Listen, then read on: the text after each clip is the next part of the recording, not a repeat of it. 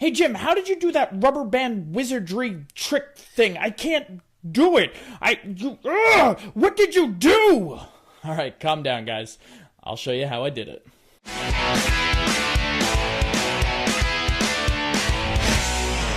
So hands down, this is probably my favorite magic trick of all time. It only involves these 2 rubber bands, and they're not gimmick rubber bands. I literally bought them from Staples, this huge bag of them, and the reason why I bought a big bag is because every time I perform this trick, I like to give the person afterwards the 2 rubber bands so they can sit there for hours, sitting there going like this. How did you do that? So, but here's exactly how it works.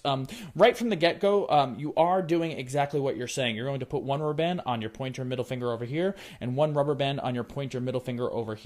You actually are going to put 1 rubber band behind the other. You don't start in any other trickery way or anything. The trick is set up like you say. 1 rubber band behind the other on your pointer fingers and your thumbs. Then what you do is you talk to them a little bit about there's no way that you can get these apart. You can't come through any direction, and all this is true. And then you say you can't pull through one another, which is true. You can't pull through one another. But while I'm doing that pull action, here's what I'm actually doing with my hands. Right up here, whichever hand your more dominant hand, your left or your right, I'm right-handed, so I'm going to do it with my right. I'm going to take my middle finger and put it on top of my pointer finger. Then, when I pull back, that rubber band actually goes onto my middle finger here, leaving my pointer finger free. What I do with my pointer finger then is I put it right next to the thumb and pull up like this. So it looks kind of complicated here, but once I let go with my middle finger back here and I bring that back to the rubber band, that rubber band will actually be on the opposite side like that. So now they're already disconnected. One more time, here's what I did. I say can't come through the fingers, can't come through each other, and as I pull back, goes onto my middle finger. I put my pointer finger in the rubber band, and I come back and drop that middle finger.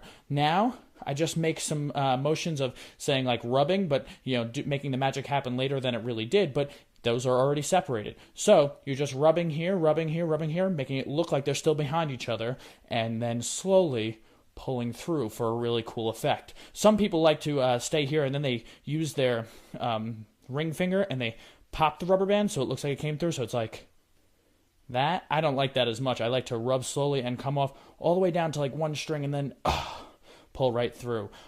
One other thing about this trick is people's tendency, when you do this quick move back here and they come back, they push the 2 rubber bands together really hard, so that you don't want to show them separated, so you push together really hard, but then this image looks really bad too. You have to practice on getting them right back together without them breaking that line and being just 2 straight lines, and give them that angle there. That looks better than this, if that makes any sense to you. Give them that angle there to look at, and you rub, rub, rub, rub, rub, and then pull right through.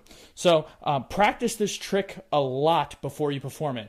If you don't do it right, it looks horrible. If you do it just like this, you kind of put the rubber band behind, and then you pull through, and you're really slow and sloppy with this hand, and then you get it through, and then you stay like this, and then come back really quick.